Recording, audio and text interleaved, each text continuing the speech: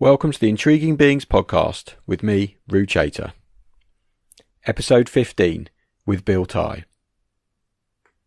Welcome back. I apologise for taking a short break over the Christmas period. I did agonise over whether to put an episode up or not, but in the end I decided I'd have a Monday off, first one in a while.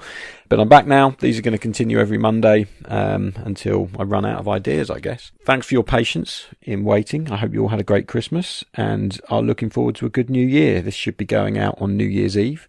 So if you're driving somewhere for a party, then hopefully it can keep you entertained, or maybe you can just lie there feeling sorry for yourself on New Year's Day with a bit of a hangover, listening to it to ease you through into the start of the next year. This week, I've got a very interesting guest, a gentleman called Bill Tai.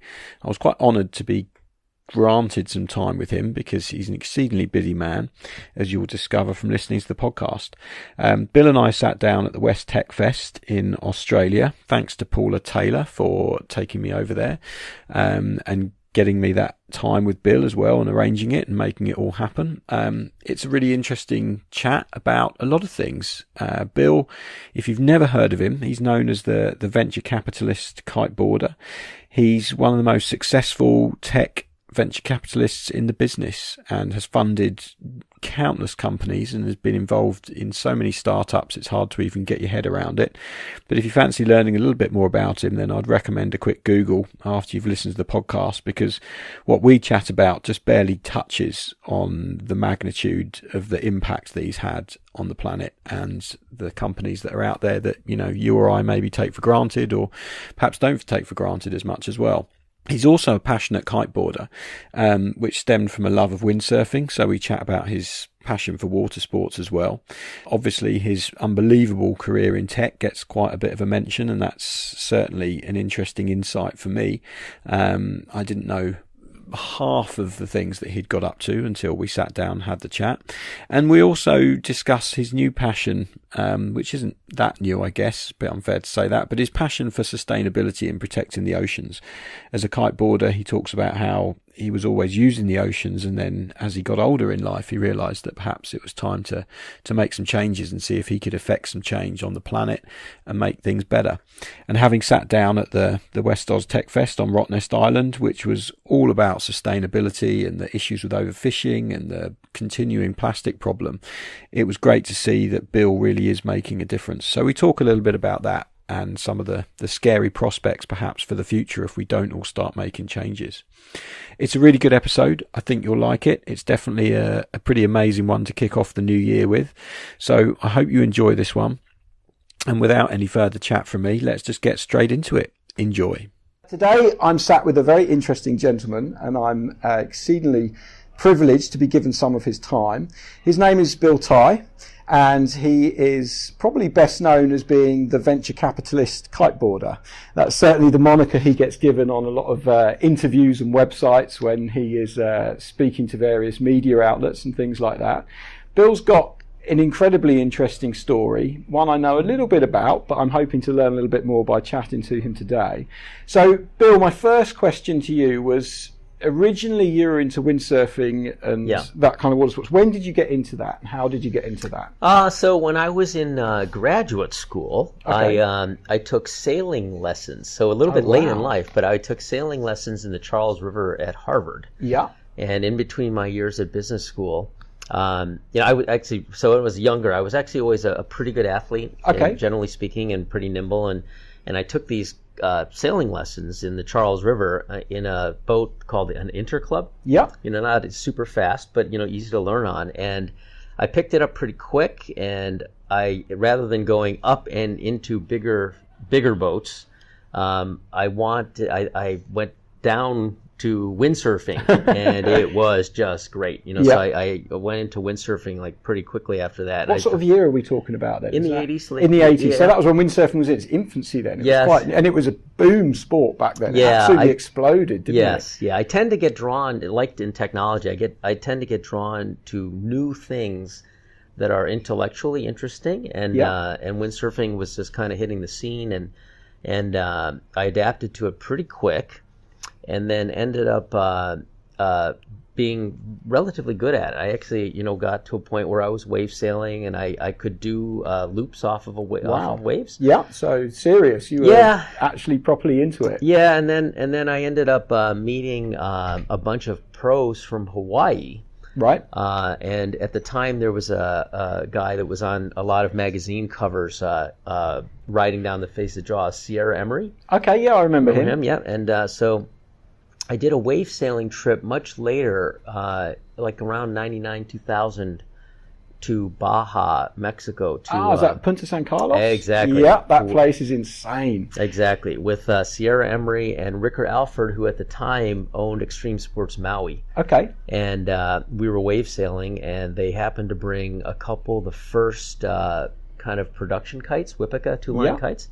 And as a windsurfer, if you're a wave sailor, you know the setup. You basically get on the front of a wave, and you do your best to kind of ride it, but if it doesn't play out, you're stuck. Yeah. And if you go down, it's like a 20-minute. Yeah, it's a haul to get back up and get through a wave break and then back on. And Sierra and Ricker were basically hopping over the waves they didn't want.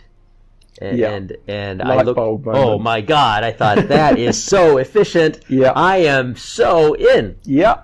Fantastic. And then it just so happened that winter, Laird Hamilton Robbie Nash was trying to get Laird Hamilton to use his kites. Yeah.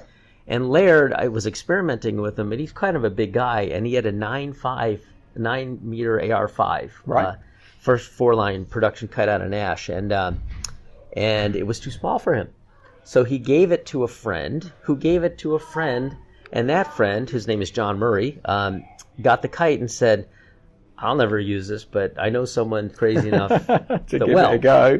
And I got a call, and the next thing I knew, Laird Hamilton's old kite was in my lap. No way. Fantastic. And I taught myself to kite on that kite in the spring of 2001 as soon as the wind came up. So really back in the early days. That's about the same time. I think I started learning in 2000, so around that similar time. And I remember that kite, the Nash AR5. Yeah. It was pretty different back then. Learning. It was very different, Yeah. And was it an instant love affair? Like you'd seen it on the water? Was it that instant buzz that you got from it when you first flew it? Well, actually, so while I am typically kind of, meticulous about knowing what I need to know before I get into something, I think I was a little overconfident.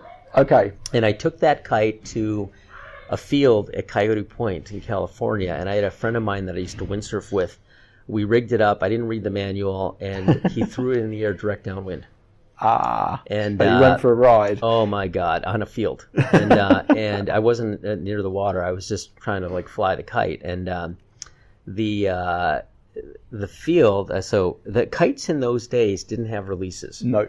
They didn't want to risk it, did they? No. With the lawsuits coming in if the release didn't work, so there was no release. There was an easy way around it. I think it was partially that, and I think maybe the type of people using it at the time were mostly athletes that were. The biggest fear was losing the kite. Yeah, you just spent a fortune on. Yes, and they were quite hard to get hold of as well, weren't they? Because those early days, there weren't thousands and thousands of them like there are now. Yeah, so the kite was basically Velcroed to your wrist. And my friend threw the kite up in the air. It hot launched. I was literally water skiing across the field, and a sidewalk was coming up. I went to go step over it, and I pulled on the kite to step over it, and next thing I knew, I was Supermaning across the field, 6 feet in the air. That sounds terrible. Oh my God, yeah. And then I'm trying to get the wrist leash off, and I finally got it. I unhooked and got it off and landed on my chest and hands and burned the skin off of my palms. And any serious injuries or just bruises and a bruised ego? I was stunned at how powerful that thing was, and my friend came running up to me and he said, "Are you all right?"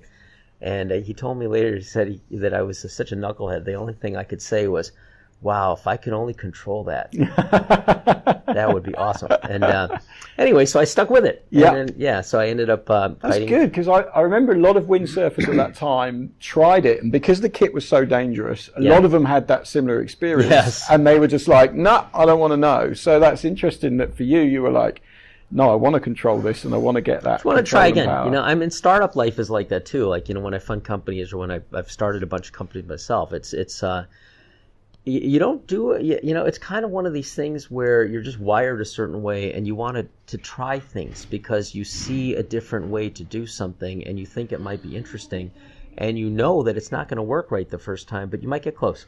Yeah. And then you just keep testing and iterating until you get what you want. And that's exactly what kite surfing is. Kite surfing, it's one of those things where in reality you're failing 99% of the time. You're literally failing all the time and course correcting real time 99 all the time.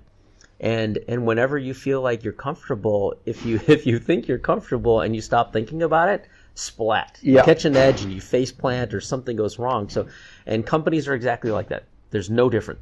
And I guess you're spinning a lot of plates when you're kiteboarding. You're thinking about the kite, you're thinking about the water, you're thinking about your board control. So similar to business, you're always doing a lot of things, wearing lots of different hats. It's and a stuff like giant multivariate equation. And there's certain people that are wired that they have to be in that environment or they're not happy. And I happen to be like that. Unless I'm working on a lot of stuff, if there's ever a moment of sort of silence, I feel like something's wrong. Yeah. You know, so I think I'm wired to like all the noise and the dynamic system that you have to figure out in real time all the time, and it keeps me active, keeps my mind active, keeps me happy. Okay, and you've mentioned you know, the businesses and the startups there. So should we delve into a little bit about how you got into that? What did you do at university? You mentioned that's where you learned sailing and got into windsurfing. So it was grad school. Grad school. So what were you doing back then? What was your sort of your focus? Were you into computers early on, or? Yeah. So how I got into that? So my dad was an inventor, basically. Okay. Yeah, he's a PhD. He's got 26 patents on molecules of all things. And oh wow! And when I was a kid, our house was like, you know, like what you'd imagine, like the professor in Back to the Future. Right, you know, like so full of crazy inventions and things going on lots everywhere. of stuff, yes. And so we would always kind of work on projects and take things apart and rebuild them and all that. And I think when I was in 4th grade, my dad got me a Radio Shack 101 electronic projects kit. Okay. Which is basically a little like a wooden box with a cardboard sheet and a bunch of parts: resistors, capacitors, inductors, a relay, a speaker, and springs and wires. And a little book that shows you, like, connect spring 15 to spring 18. See what happens, boom, get a radio, you know. And so I somehow, after playing a lot with electronics as a kid, I read an article that it's now a historic article in Esquire magazine. Okay. Called The Secrets, I think it's Secrets of the Little Blue Box. And it was an article about these two kids in California that had figured out how to make a little blue box that, if you placed it on a payphone, would play a frequency that would unlock the telephone system, and you could make free phone calls. Yeah, I remember reading about that.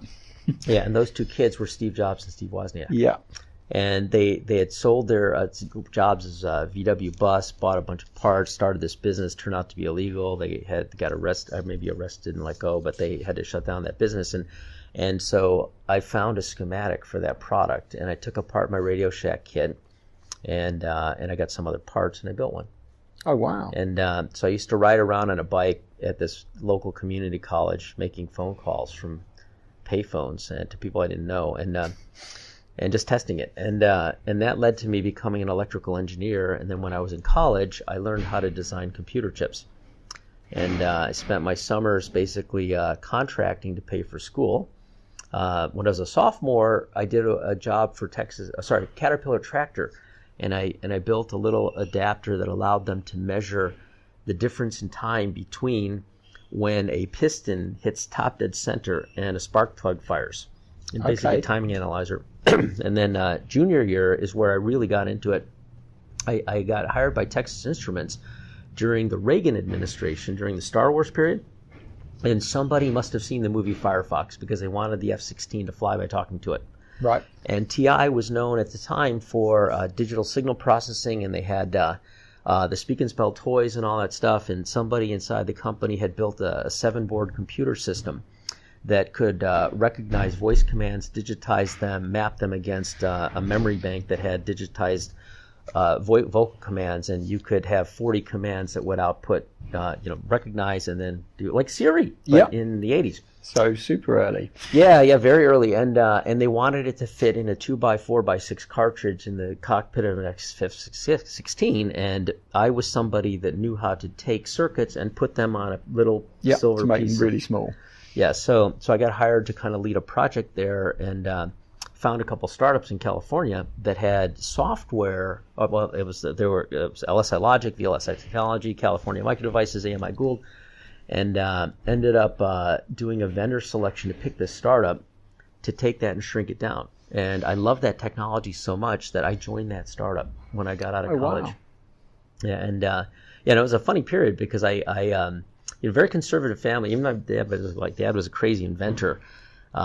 I had been accepted to Harvard and Stanford for grad school, and had job offers from IBM, Motorola, and Hewlett Packard. But I said, I'm moving to California. And take a chance on the startup. I'm joining this company because it's just cool. And my dad was like, LSI, what? They're a year and a half old? You're making a big mistake. You should go to Harvard. You should go to Stanford. You should not. Yeah. And I was like, I'm going. And take the job offer from the big company, IBM. He said that. You could live at home and work 30 minutes away at IBM. It's very secure. What are you doing? you're going to get your paycheck every month, and it's going to be a job for life. Yeah. So you took a chance. But I moved to California, joined the startup, and it hit. And then I went to Harvard later, and that's when I learned to sail. And then kind of boomed from there. Yeah. And so from a very early period in your life, I guess you were always involved around tech and things like that. When did it really start to boom? Because obviously now you're a venture capitalist, which means you have a bunch of cash that you seed people and fund people and help them develop their dreams. So at some point, I'm guessing you must have gone from working on these projects to saying, I've got a project that went boom. I had a company that went boom. So when did that happen? So I ended up in venture capital in the early 90s, and it was a very different landscape. The internet didn't exist as we know it today. And so the landscape there was basically funding, or the startups you would see then were making computer chips, or, kind of disintermediating the vacuum tube, if you knew what that was. Like TVs and radios used to have these big things that look like light bulbs in them, and they basically just control the flow of electrons, and you could put them on silicon. So a lot of companies would express the way to steer electrons in these little pieces of silicon that perform different functions. So there were a lot of companies that did that, and then some companies making computers, like early computers, of course, and add-in cards for PCs. And that's when I kind of started in the business, and the communications business was just starting. So companies like Cisco were being born at that time, and so I started to fund silicon companies, and I moved up the stack to do kind of routers and switches and hubs and dial-up modem companies, and then the internet started to hit, and I ended up starting an ISP in 1994. Okay. That ultimately grew to become a company that owned and operated data centers in 10 countries. Wow. In Southeast Asia. Huge. Yeah, it got to be big, and then Goldman Sachs, Morgan Stanley, and Salomon Brothers together took it public on NASDAQ in year 2000.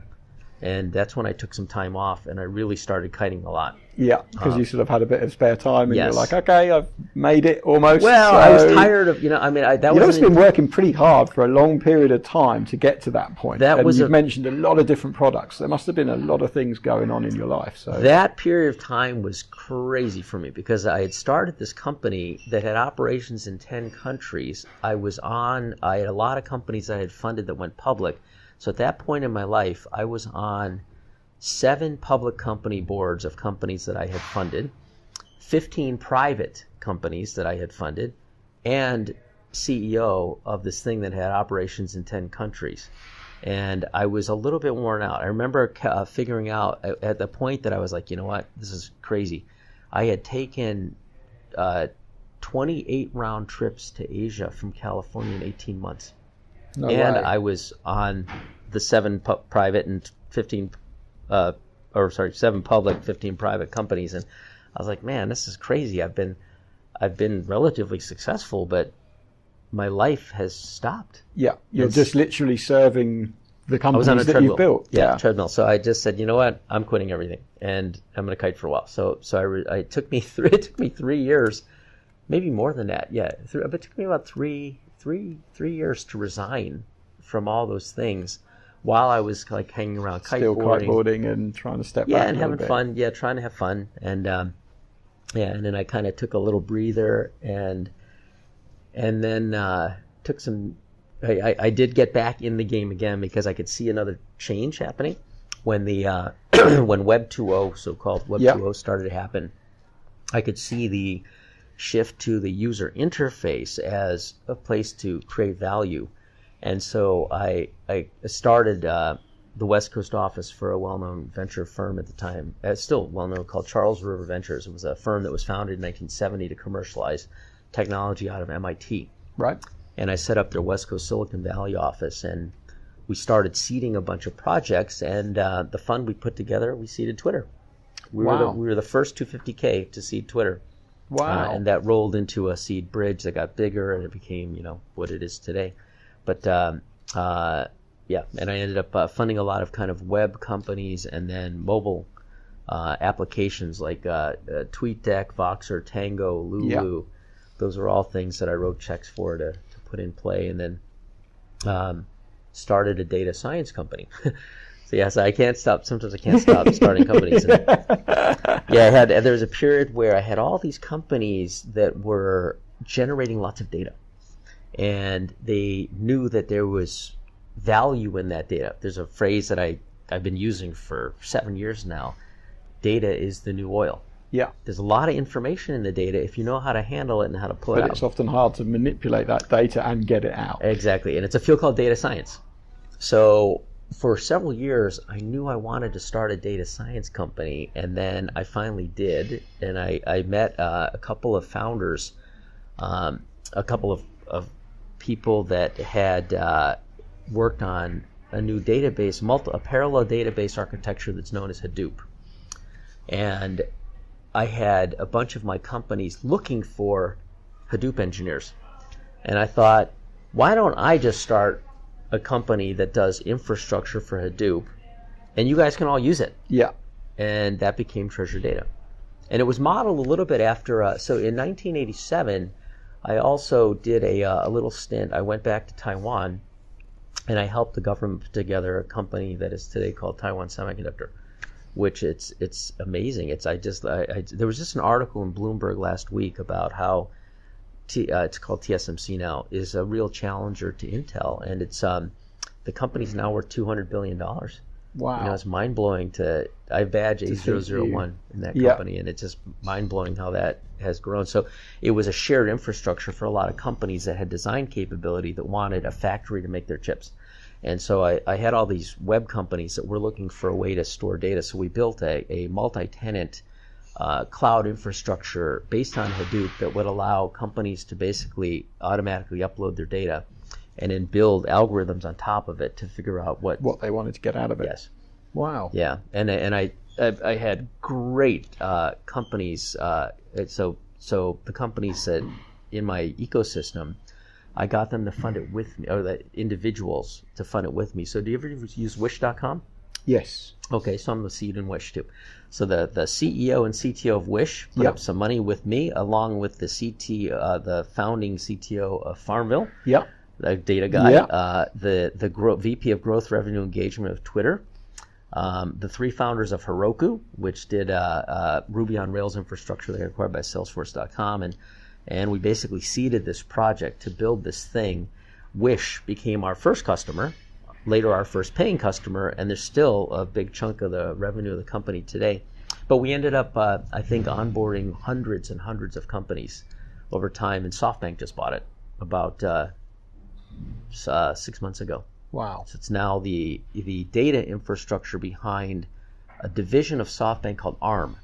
So ARM is a microprocessor. Yes. It's Intel microprocessors. ARM is the CPU inside every iPhone, every Android phone, every car engine, every washing machine, every microwave. That watcher wearing has one. That's quite crazy that you've had a little hand in all of this, or a big hand in all of this, and to think that you've touched so many of these technological outputs Yeah, it's over been the fun. years. Yeah, it's just wave after. It's like not. It's very much like kiting. Like it's wave after wave after wave, and you just got to pick which ones to ride, and you hop on and you try. And so what was the first thing where, when you became a venture capitalist, obviously you need some money to do that. Was it that first project that your dad told you not to go and work on that became successful? Or was there something else that no, got I you joined institutional funds in the beginning. I was part of partnerships. Okay.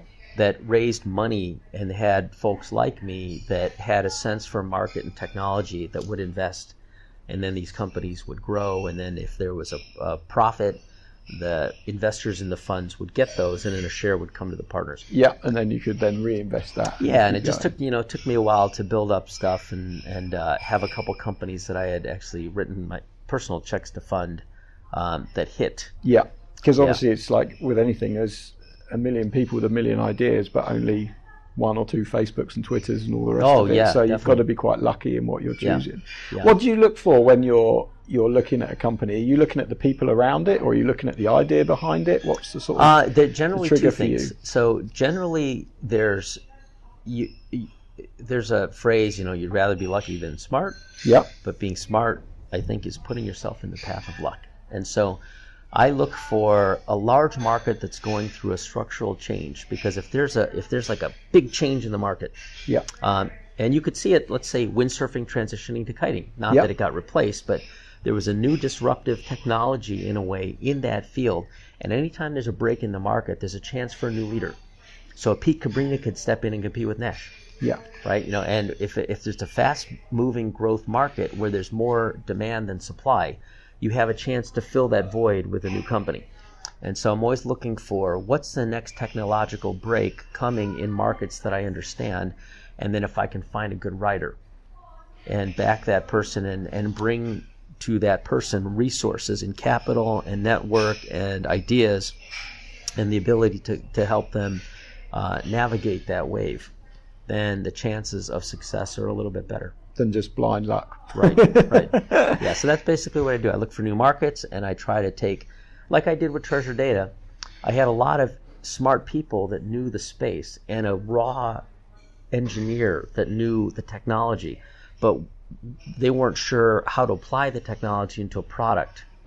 And so I got users with the technologists to put together an implementation that made sense and high value to Wish. So like when you use Wish and you sign on with Facebook, it instantly figures out who you are through a data analysis, knows what to serve you, and as you click on things, there's a machine learning algorithm that's figuring out what you like and what you want to be looking at and that sort of stuff. Exactly. It's like the Amazon recommendation engine. So we had that technology, but we gave it to everybody else. It's quite impressive. And so going back to the kiteboarding a little bit, it's 2001, you're just learning. When did you kind of start to crack it? Because obviously back then there were no lessons. You probably had to watch a video like I did and just sort of hope for the best. And how long did it take you to get it dialed? Number of sessions, it was probably, it took me, so it was a small number of sessions but spread over several years. I think it took me, and I am a data person, so I record things. It took me 10 runs to go upwind. Okay. But it took me 3 years to get those to transition, because I was so happy as a windsurfer, because it was a lot more setup. Setting up the gear is harder with a windsurfer; it takes longer, but it was a comfortable ride. And kiting, I'd always get blown downwind and have to walk 45. But the measurement of time. By the time I'd get downwind and then have to deflate my kite and pack up my gear and walk all the way back up to the upper launch and then reinflate and get going and back on the water again. What's your pleasure to fun ratio here? Yes, those were 45-minute loops. And when you're time poor anyway, because you're running all these companies and doing all these things, it becomes difficult. Yeah, so I didn't always go. I would only go when it was high tide and like the conditions were right. And then I think I didn't transition fully until about 2003 or 4. Okay. I cut over and I kind of got comfortable enough kiting that windsurfing became less interesting to me. Yeah.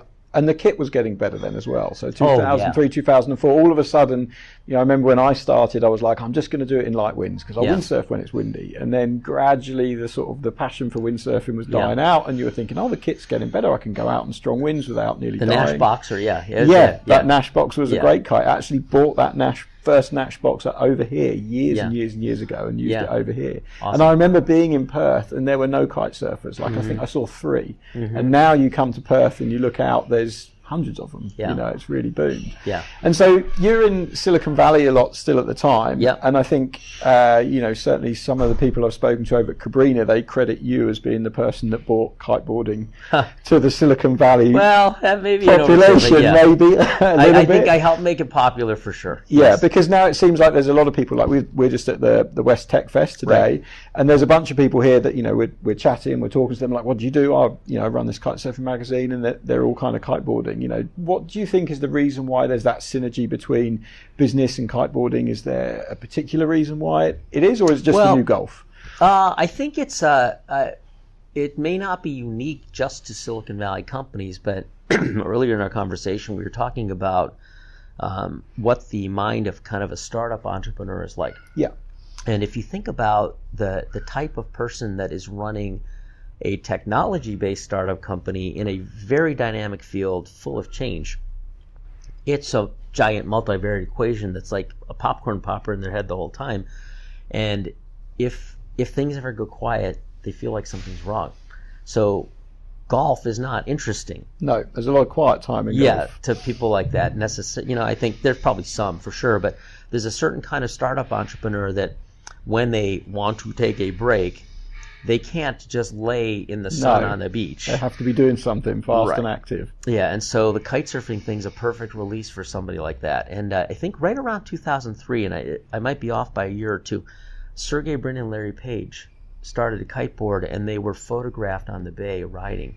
And they became so iconic over the years, I think 2004, 5, 6, all the startup entrepreneurs wanted to learn how to kite. Because they wanted to be like them. Yes, and I think because I was one of the experienced people that was recognizable in the Valley, that both as a venture tech person and a kiteboarder, a lot of people started to come to me. Yeah. And so that became one of my main networking functions over time. And then over time, I got introduced to Susie Mai. Yeah, that was going to be my next question, Yes. because obviously the amalgamation then became, between business and kiteboarding. Yeah, and that there was amplified it a bit because my annual networking event, which used to revolve around windsurfing in the 90s, and then it became a kiteboarding thing. I brought Susie on as kind of a kite pro to kind of just coach people and all that, because kite pros often are not good instructors, but they can show people what to do by example. And so Susie became sort of, and she was a Cabrini rider. Yes. So that's how I got plugged into the Cabrini system, because I had been riding. I rode Nash for 5 generations. Right. It was the AR5. Literally, it was the done thing. Yes, and then the Nash Aero, and then I think 2 generations of Boxers, and then I went to GK Sonic for a year, Okay. 2, and then finally Cabrini. When after I met Susie, and then my kite thing became known as the Mai Tai for many years. Who came up with the name? It just was. Was organic. it just? Or, I mean, I know This is funny. but at some point, it's sometimes the most obvious things aren't obvious. So I think it and was it's such a actually great name. James Hong. That part is kind of fuzzy because we wanted.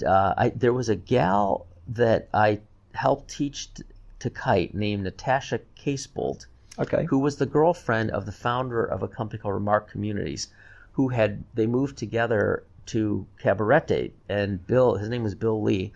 Bill, he was into kiting through me, and then he stayed at the Extreme Hotel in Cabarete, and I remember being in a conference room in California, getting MMS picture messages of kites on the water from Bill saying, "Hey, I found this place. It's amazing. There's a lot of kites in the air. I'm going to go kiteboarding. I love this place. I'm staying at this hotel. I just bought it."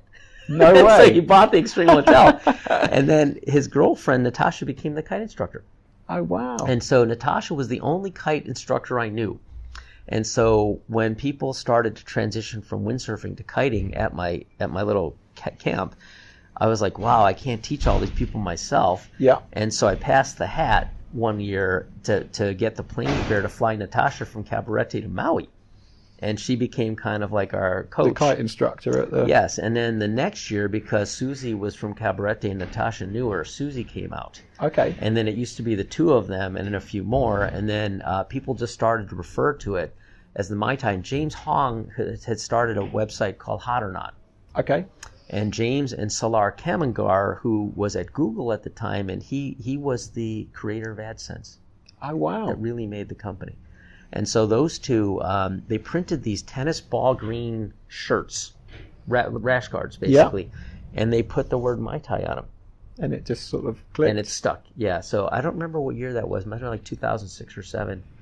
And so these business networking meetings that you're running, they've been incredibly successful, haven't they?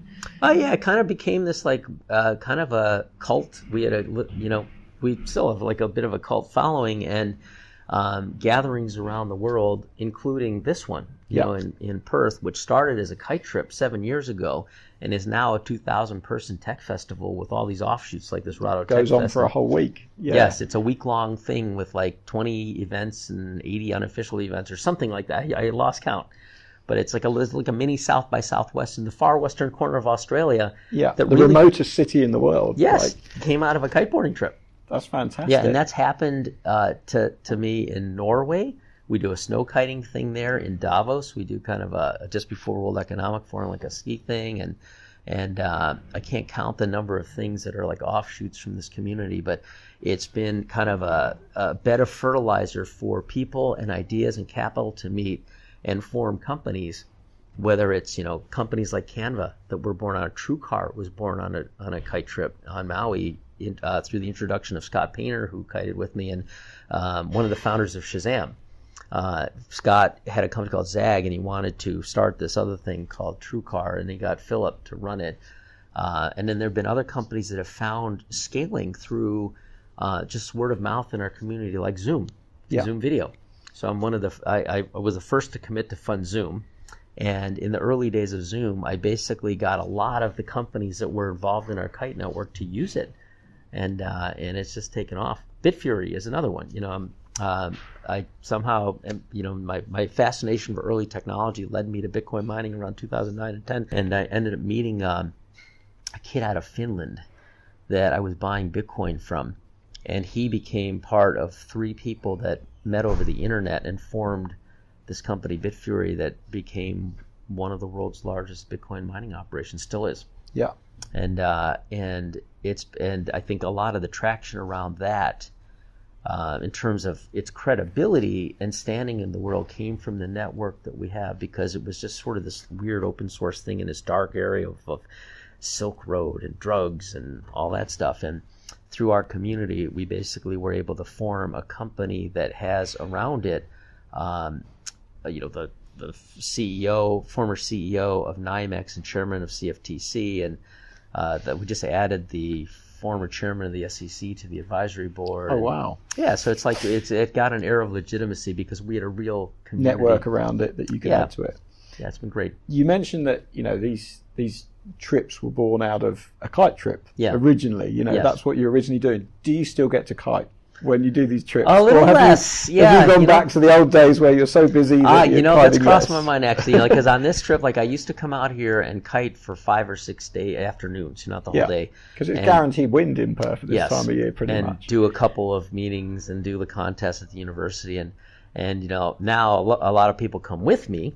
They were all on the water yesterday. I wasn't. They were on the water today. I wasn't. But I think I'm going to get a shot to kite on Friday night and Saturday in Exmouth. Yeah, you guys are headed up there, right? Yes. So hopefully there'll be some good Ningaloo wind. Reef. It's supposed to be beautiful up there, and it's going to be 25 knots.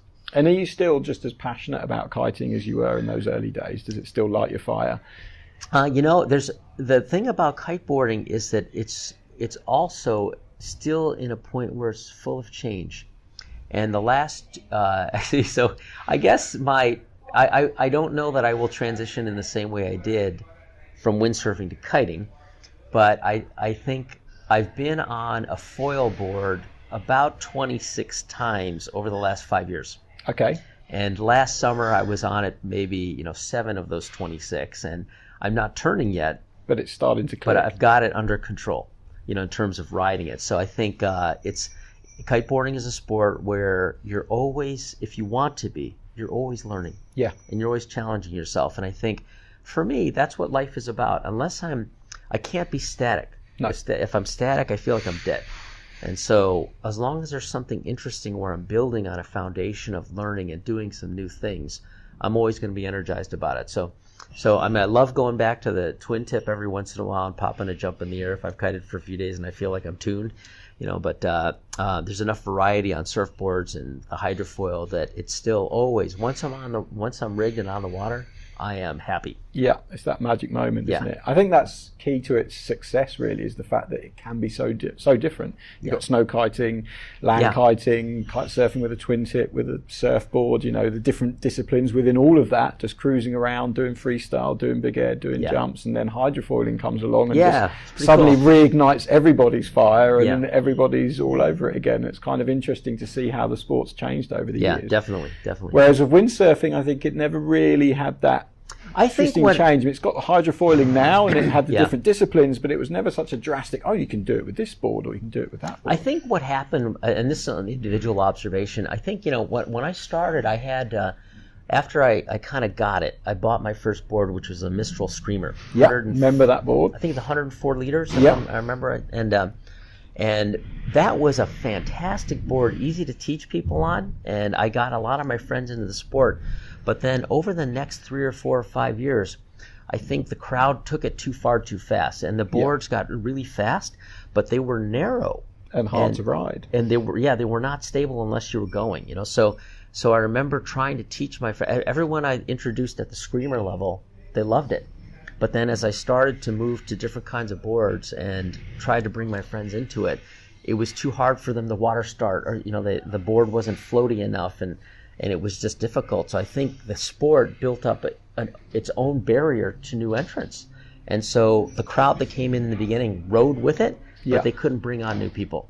And I think kiteboarding was a little bit different. I think it was so hard in the beginning, but it got user-friendly over by 2006-07, and the kites got safer as well.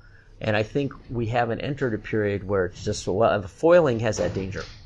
Foiling, I think, there are user-friendly foils, but I could see that sport being one where it progresses too far, too fast ahead of the main crowd. Yeah, it was kind of interesting with foiling because it went from racing.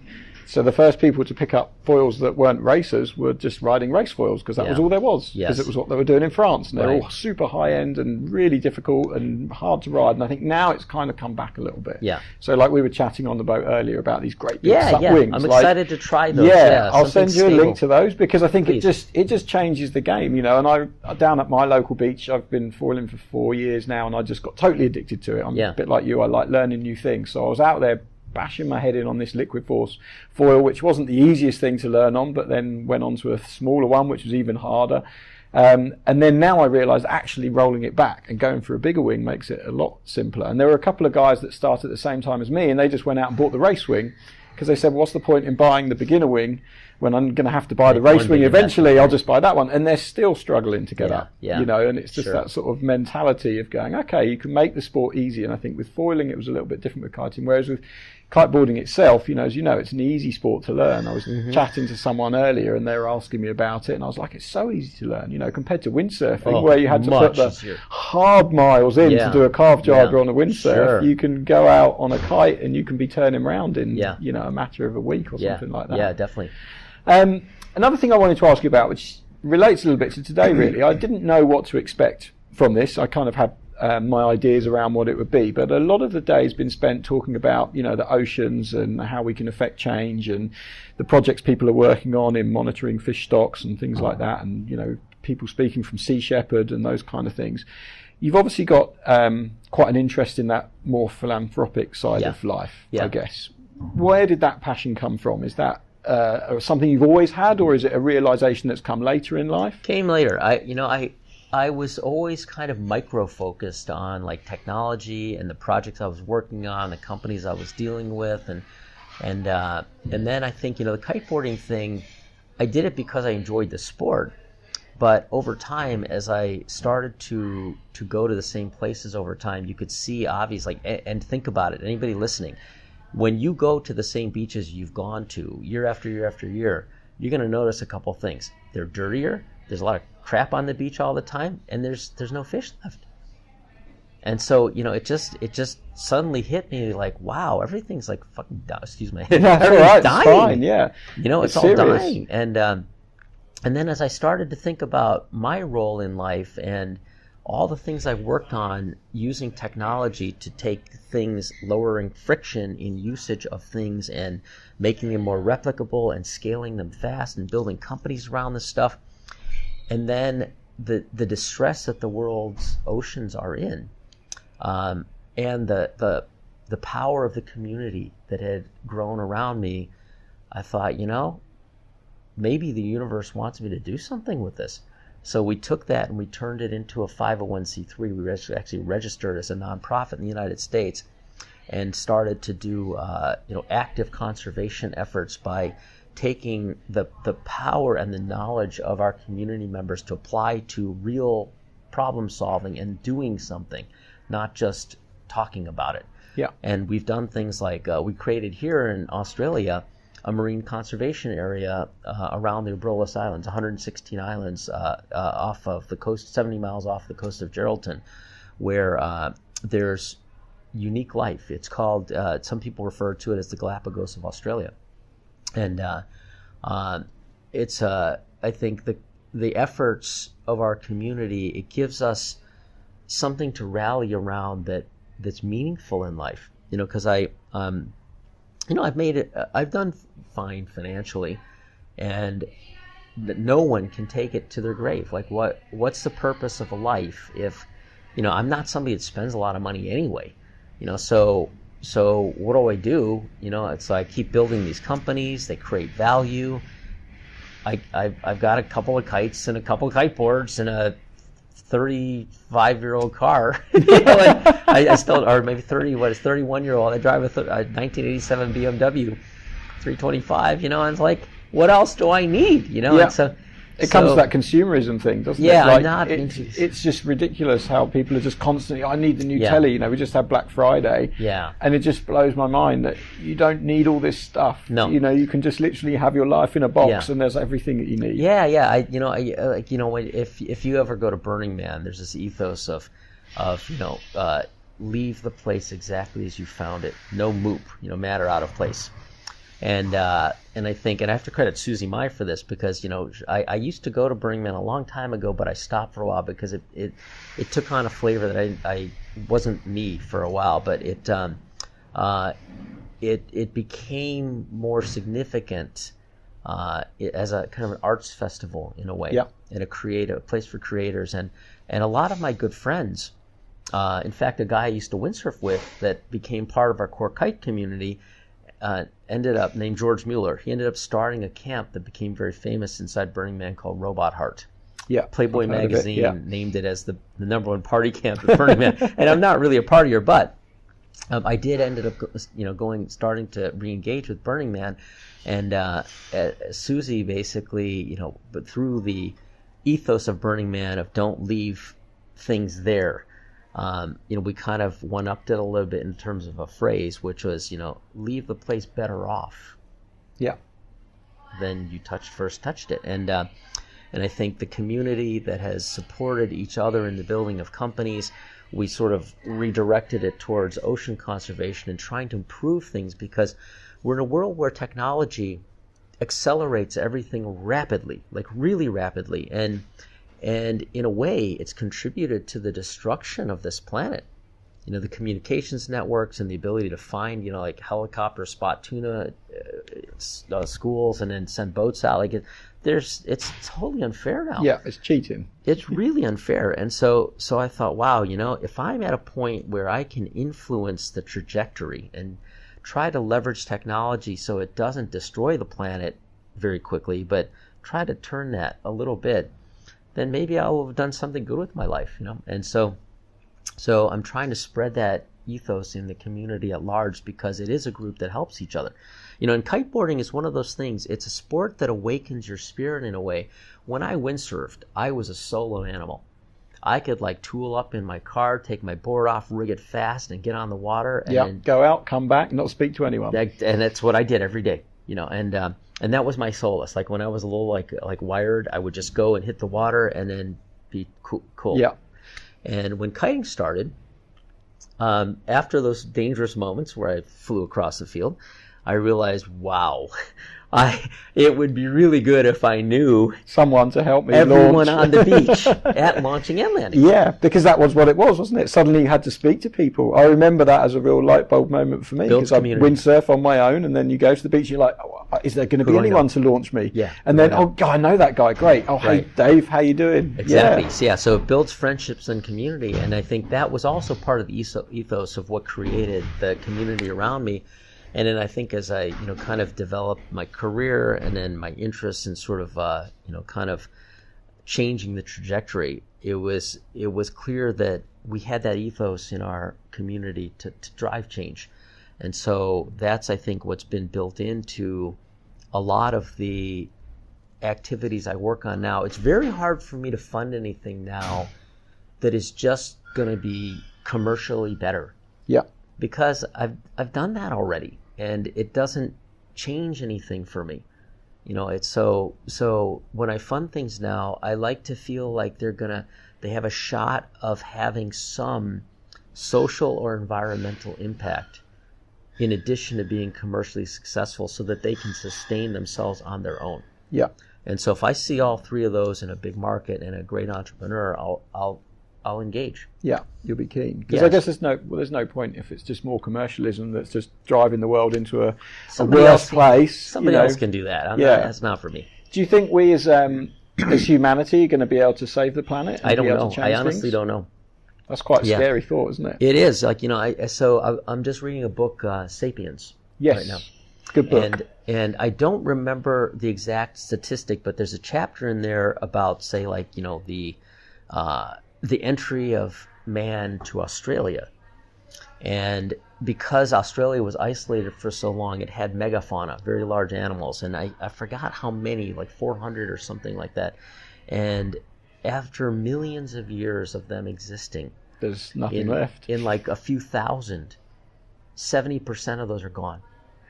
And if you look at the destruction in the ocean, and the ocean stuff bothers me a lot, because I realize myself that it was happening all the time at great rapidity, and I didn't see it because all I saw was the surface of the water. And it wasn't until I started to realize what was really happening underneath the surface that I was kind of alarmed. Because I think, you look at the megafauna and the fish, it's like 60% of the species on this planet have disappeared in 50 years. And if you increase that period to 100, like you think about the pictures and storytelling of the Rudyard Kiplings and all that, and you imagine, you think about when you were a very young kid, pictures you'd see of the jungles and forests and animals and, things like that. They're not there anymore. They're just not really there anymore. And that's been in a few decades. Which is frightening. Yeah, so if you clock forward another couple decades, maybe they're all gone. Which is end of times, really. It's just not sustainable at all. What do we do then? Nothing for our kids to see. So I don't know who can change that. So it's not going to be me by myself. Yeah. But I figured I might as well try a little bit. Is there a tide? Because obviously you're a very influential person. Or certainly more influential than I would be. I'm sure if you phoned up someone, then you'd probably get the door opened a little bit more. Is there, obviously you've got some friends at that kind of level, you've mentioned a few people there. Are they kind of on the same boat as you? Are we looking at, that the big tech investors could be the saviors of humanity, because the politicians don't seem to be wanting to do much about it at the moment? Yeah, there is it's going to take a community of interest, and no one can do it alone. And I think it's not even just the tech leaders. It's got to be something that's a spark inside most of humanity. Because a lot of people can, think about the visibility of the plastics issue in the ocean and how that sprung forward in the last, really like the last 18 months. It's all over the news, and restaurants are now going back to paper straws or not putting them in every drink, and it's only on request or whatever it is. That only happens when it becomes a mass issue for everybody, right? Where there's social pressure on everybody. And so, yes, I think the iconic people on this planet, like, the Richard Bransons or the Andrew Forrests who we had here, if they voice something and they have a following, people start to think about it. Yeah, they can grow that Have idea. to raise awareness. But it's not going to come from like 5 billionaires. It's going to come from 5 billion people that are regular people. And so that's the difference. Yeah, and so I feel like my role in life might be to be a catalyst for that, and to try to help.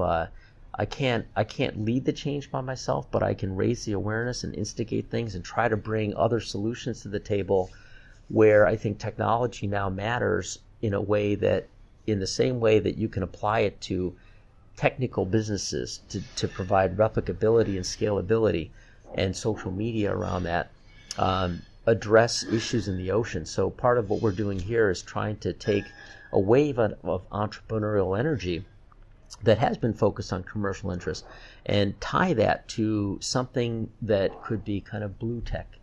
How do you take those skills and energy and apply them to solving some of the problems so that you can collect the data to know what's happening in the ocean, and to try to set up the technologies to monitor areas to prevent illegal fishing that's like strip mining the ocean. I don't know if any of these things will be successful, but I never knew if any of my companies would be successful either. Yeah. And all I knew is that there was an opportunity and that I should try. And you got to take a chance. Got to try. See got what to try. happens. And got to try to get other people to do it with you. So I think, for whatever reason, the universe has gifted me with the ability to somehow create a following. And that's been kind of a consistent thing all my life, even as a kid. And I think I'm going to try to use that. I have to. You've got to. I have to. Yeah. Yes, I've been told to. Yeah. Somebody up in the sky basically hit me with a head in a 2x4 and said, okay, you've lived your life. I've given you the opportunity to succeed, and you've got that now. You got some resources. You've got some community. Freaking use it. Do something with it. Do something good with it. It's interesting because, when I mentioned, is it going to be a bunch of tech people that can save the world? And you were saying, actually, no, it's, you need the 5 billion people, not Yes. the 5 billionaires. And we used to live in Cabarete in the winters, which you've mentioned. We'd do 4 months over there, and every time there was a big storm, the beach would just be covered in rubbish. So Mary, my partner, she was like, right, let's go clean it up, because we lived just down from Kite Beach, so there were no hotels to come and sweep it up. We were in this sort of derelict area in a nice apartment, but it was the last one of the run before it was just grassland and palm trees and stuff like that. So we'd start clearing it up. And the really interesting thing I noticed, we'd take like 7 or 8 bin bags each, and we'd fill them in no time. And the people that would walk up and down the beach, and I came across this thing, there's 2 types of people in this world. People that will see you cleaning a beach and they'll stop and help. Yeah. And people that will look at you like you're just working and doing a job and walk on by. Yeah. And I thought, it's the people that see you doing the beach clean and stop and help, and we need more of those people, and more people affecting this change, and more people that are going to make a commitment to use less, to consume less, not to buy all that plastic junk that you don't need. Right. And you hit the nail on the head. It's the 5 billion people getting together to make a difference, because we can't rely on the politicians to do anything at this moment in time. I agree. Which is really scary. You had a really interesting thing that you said at the end, which is kind of your go-to catchphrase, I guess, which is, I'd like you just to give me back, if you would, for the readers. So it was the thing that you said at the end of the presentation, where you're saying about the 2 things that you're looking for in people. So I think, over the decades of, kind of communities that I've been involved in, and another facet that is kind of just interesting is somehow when I worked on putting together a startup in the 90s, and the universe put Linus Torvalds in that startup, who was a young engineer that created this, Linux technology, open source, which was at the time a totally new disruptive way to do things, and it was basically community driven. And I learned a lot from, observing that, because he ran Linux on the side while he was in this company, Transmeta, that I had funded. And I went on to basically create an open source based company called IP Infusion that was Linux based routing software. And then later, this Treasure Data we open sourced our front end, the FluentD, which is a data science kind of ingestion, data handling layer.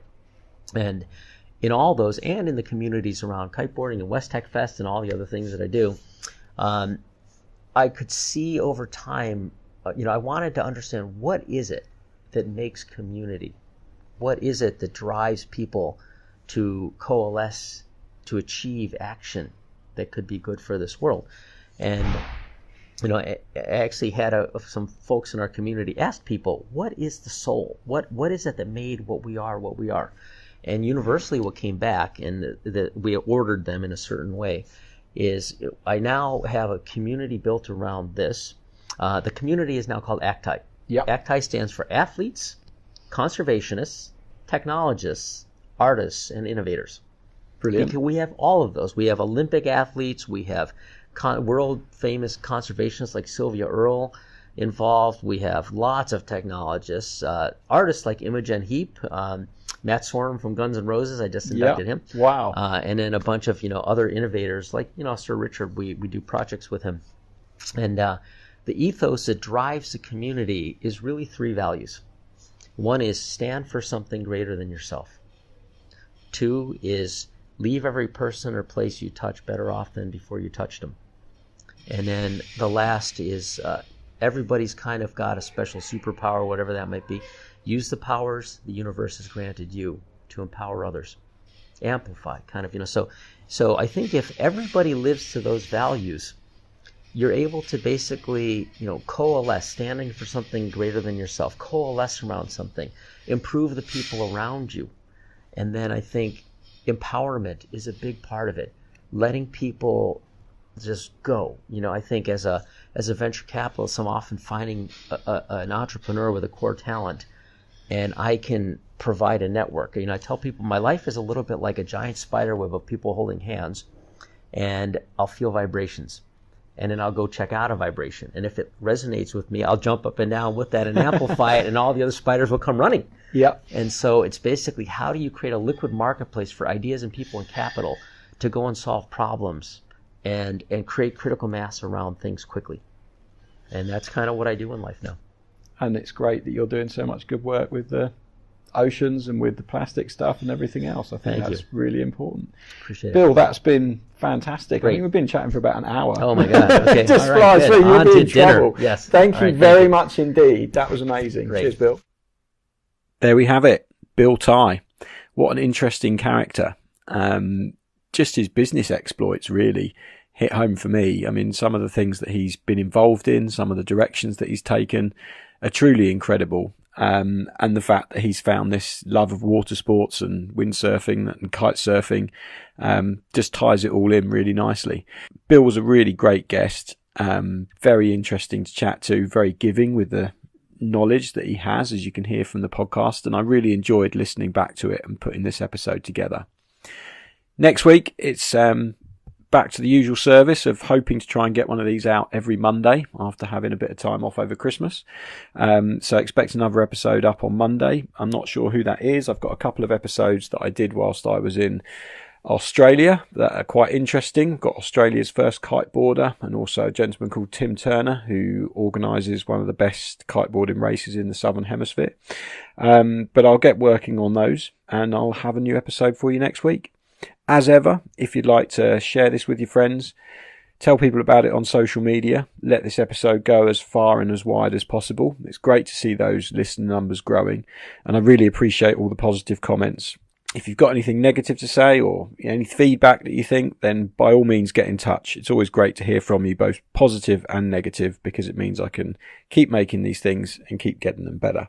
Anyway, I hope you have a fantastic week. I hope you're not too hungover after New Year's Eve, or I hope you're getting excited about driving somewhere on New Year's Eve if you're listening to this before the New Year's Eve celebrations. But I'll look forward to speaking to you next week. Until then, you've been listening to Ruchator and the Intriguing Beings podcast.